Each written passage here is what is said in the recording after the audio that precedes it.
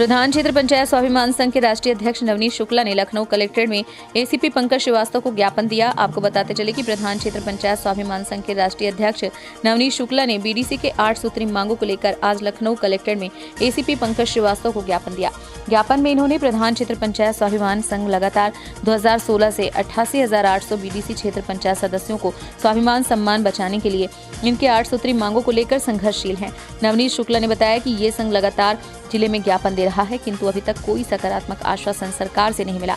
इसलिए 15 नवंबर 2021 को उत्तर प्रदेश के 75 जिलों में जिला मुख्यालय पर ज्यादा से ज्यादा बीडीसी आकर शांतिपूर्वक आंदोलन कर रहे हैं, जिसमें आप सभी का सहयोग आवश्यक है।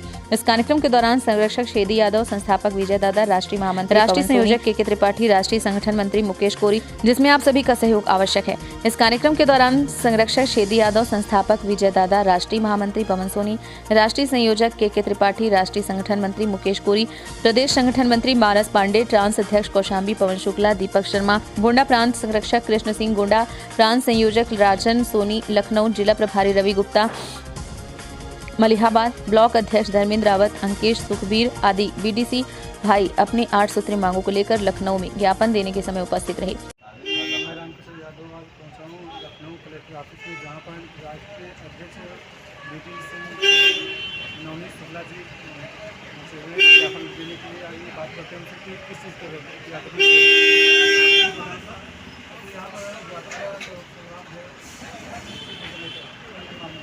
महोदय, लगातार 2016 से प्रधान क्षेत्र पंचायत स्वाभिमान संघ बीडीसी संघ हम राष्ट्रीय अध्यक्ष नवनीत शुक्ला एडवोकेट और हमारे शेदी दादा संरक्षक, विजय दादा हमारे संस्थापक, पवन सोनी जी हमारे महामंत्रीय पदाधिकारी और जिला पदाधिकारियों के नेतृत्व में हम लोग लगातार 2016 से ज्ञापन और धरने का कार्यक्रम कर रहे हैं और लगातार शासन और प्रशासन द्वारा सुनवाई कोई नहीं करी जा रही है। इसलिए आज हम लोग पूरे प्रदेश व्यापी 75 जिलों में जिला मुख्यालयों पर हमारे पदाधिकारी आज डीएम साहब को ज्ञापन देने का कार्य कर रहे हैं। जो संबोधित है उत्तर प्रदेश सरकार माननीय योगी आदित्यनाथ जी को, उनसे निवेदन है, हम सभी बीडीसी भाइयों का जो 88,800 हैं उत्तर प्रदेश में, उनसे निवेदन है कि हमें भी संवैधानिक दर्जा दिया जाना चाहिए और हमें भी 73वां और 74वां संशोधन लागू करके प्रधान भाइयों जैसे अन्य जनप्रतिनिधियों जैसे मानदेय और विकास निधि दिया जाना चाहिए।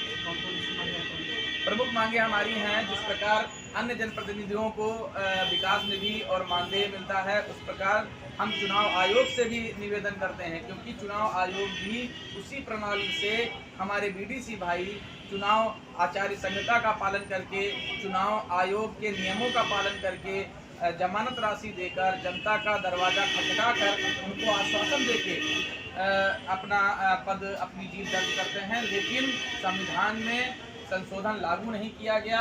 हमारे प्रधानमंत्री पूर्व स्वर्गीय राजीव गांधी जी के सपने को जो उन्होंने 1961 में बनाया था बीडीसी एक्ट, उसको लागू नहीं किया गया।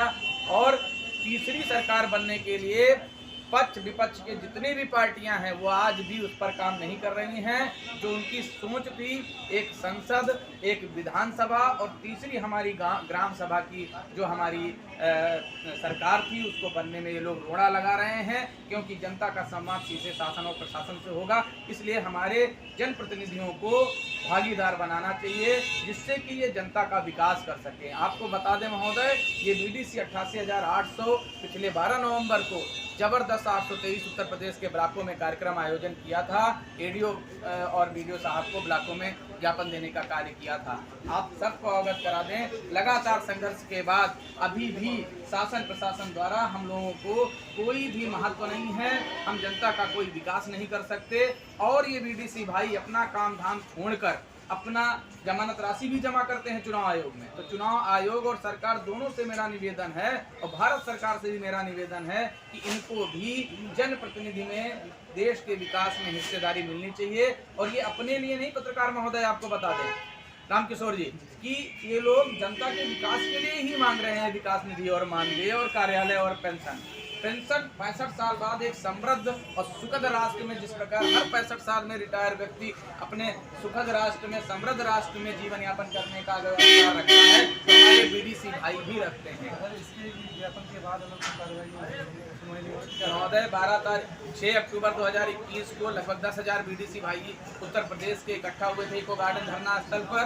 फिर 12 नवंबर को हम लोग इलाकों में ज्ञापन देने का कार्य किए हैं। इसी क्रम में 26 नवंबर को हम लोग माननीय ग्राम विकास मंत्री मोती सिंह जी से मिलने का कार्य किया था। उन्होंने आश्वासन दिया था कि हम बहुत जल्द आपके लिए आगे हम निवेदन करेंगे, लेकिन अभी तक कोई ऐसा कोई सकारात्मक परिणाम नहीं है। कहीं से भी कोई हम लोगों को आश्वासन तक नहीं है, किसी से मुलाकात तक नहीं है, और यहाँ तक कि हमारी मीडिया में सब जगह हम लोगों की बातों को, हम लोगों के कार्यक्रमों को दबाने का काम किया जा रहा है। महोदय, आपसे आपके माध्यम से मैं शासन प्रशासन को अवगत कराना चाहता हूं कि अगर जो आने वाले 20 या 21 तारीख तक हम लोगों को किसी प्रकार का अगर जो अधिकार नहीं दिया गया, तो हम सभी लोग, सभी 88,800 बीडीसी 24 नवंबर से इको गार्डन धरना स्थल पर हम लोग भूख हड़ताल करेंगे, अनिश्चितकालीन भूख हड़ताल करेंगे, और तब तक करेंगे जब तक मुझे कोई अधिकार नहीं मिल जाते।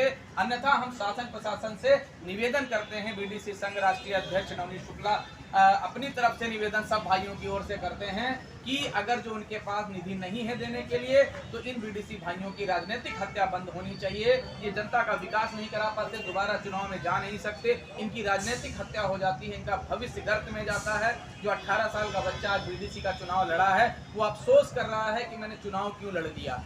तो मैं सरकार से निवेदन करता हूं कि वो ऐसे संवैधानिक एक अच्छे पद को, अगर जो उनके पास निधि और विकास निधि और मानदेय देने को नहीं है, तो मैं हाथ जोड़कर सभी भाइयों की तरफ से निवेदन करता हूं कि सभी 88,800 बीडीसी इस पद को निरस्त कराने का कार्य करें, इस पद को निरस्त कर दिया जाए और हम लोग अपना प्रमाण पत्र उनको सौंपने का कार्य करेंगे। 2016 से हमारा संघ कार्यरत है, लेकिन सकारात्मक कोई भी परिणाम अभी हमारे पक्ष में या हमारे सपोर्ट में किसी ने अभी तक कोई निर्णय नहीं लिया, चाहे वो शासन हो चाहे प्रशासन।